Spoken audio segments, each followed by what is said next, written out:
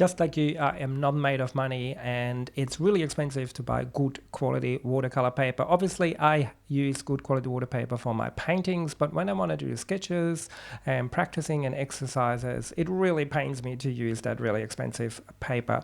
But I got news for you today. In this video, I'm going to show you how I use the cheapest of cheap sketch paper, cartridge paper that you can buy for a few dollars for my exercises and practices. But I'm actually going to paint a few sketches that don't look too bad. So there is hope yet for you that you don't have to spend all of your money on paper to get better at watercolors.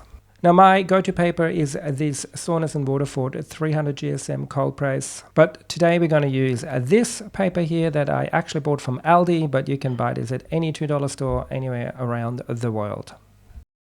I'm going to use a few photos I took on a recent trip to Wagga Wagga, a town 5 hours away from Sydney, and I'm going to assemble them on my page just like I did in the photos. Now the first thing that we need to be mindful of when we paint on cartridge paper or sketch paper is that it doesn't hold a lot of water, so your mixes need to be a little bit more juicy than maybe how you would usually start with a wet and wet sky. And you can drop in a bit of pigment on top of each other, but you got to be really careful that you don't saturate the paper. That won't end well, but I did drop a little bit of ultramarine into that first blue.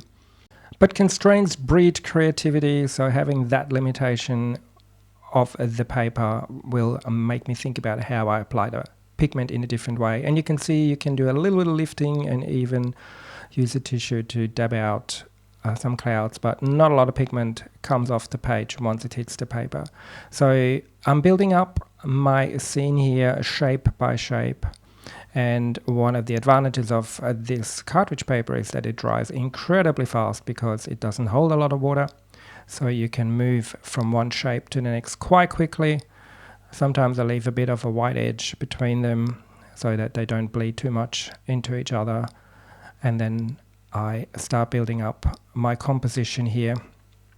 But I can't rely on layering and glazing, so I need to think about each value a little bit more in advance before I put it down. I call this the decisive wash technique. You have to be decisive about what you're putting down. There is also no correcting or fixing mistakes after. But we're working on very cheap paper, so it doesn't matter. I'd rather do 10 of those than laboring over one painting on expensive paper, to be honest.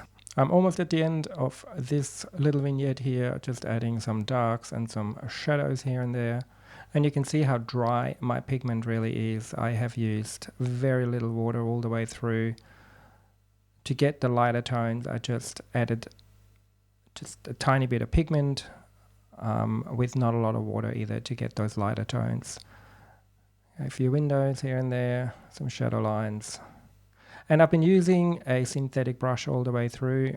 This paper pretty much asks for a synthetic brush because they don't hold as much water as natural hair brushes, and they have a pretty fine point, because if you use a big brush then you would dump a lot of water. And you can see I can even do a little bit of blending, but just enough to get a nice gradation. Hard to know where to stop, but I think I'll leave that one and move on to my second photo, which is the ducks. And in this example, I'm going to use the white of the paper to my fullest advantage and not even bother with painting a background. So similar as I did with the church, I'm starting to build up my shapes one by one, making sure they don't touch too much. A little bit of running is okay, and using a hairdryer just to speed up the process a bit. Again, the hairdryer will pretty much dry your pigment almost instantly on this paper. So you can tell that I'm actually quite enjoying painting in this manner. It feels more immediate, it feels more like sketching, and obviously this is what a lot of urban sketchers would do on location, use sketch paper rather than watercolor paper. I've connected my duck straight with the shadow or the reflection and the ripples. So there is a limited amount of blending that I can do on this paper. And then moving on to my third duck, dropping in different colors as I go along. But again, decisive wash technique, you gotta be a bit more mindful of what you paint before you put your brush down. Now for the last example, a little horse in the paddock. You can see a little bit of the limitations there because I wanted to create a really nice glow of the afternoon sun hitting that right side of the horse. That got a little bit too dark, doesn't really get that feeling, but once more I'm building up my shapes one by one. And here's a bit of negative painting going around my horse first, building up a bit of the background, some warmer colors, some cooler colors, and now coming to the shadow side. And you can see I'm going from gray to brown. Every brush stroke I think about what color I want next because I have so little ability to add a layer in later on. I've also switched to my calligraphy brush just to see if there's a difference for better or worse. But this brush also doesn't hold a lot of water, so there's no danger of me dumping big puddles of color into my work. So these alla prima styles of painting in one layer creates a bit of a graphic look and feel, not as soft as I would with cotton paper, but I like it and I'm having a lot of fun doing little sketches and vignettes. This obviously works well for urban sketching or quick on-location sketches. There we go, my collage of Wagga Wagga in New South Wales. I think it looks quite pretty.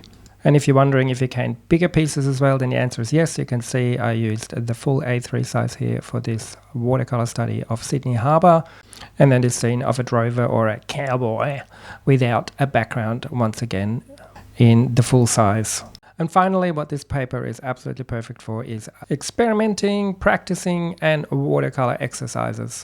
So I hope I've saved you some dollars in the family budget. If you want to spend some of that money on my subscription for my watercolor workout newsletter that comes out every Friday with one new exercise video practice during the week on cheap paper, then the link is down below in the description. There is a free version of it as well, of course. I love to give stuff away for free just to make you a better artist. And if that's too much to ask, then the very least you could do is to watch one more of my videos here on YouTube, because that will help the algorithm and spread the love to other watercolor artists that might benefit from my content. Thank you.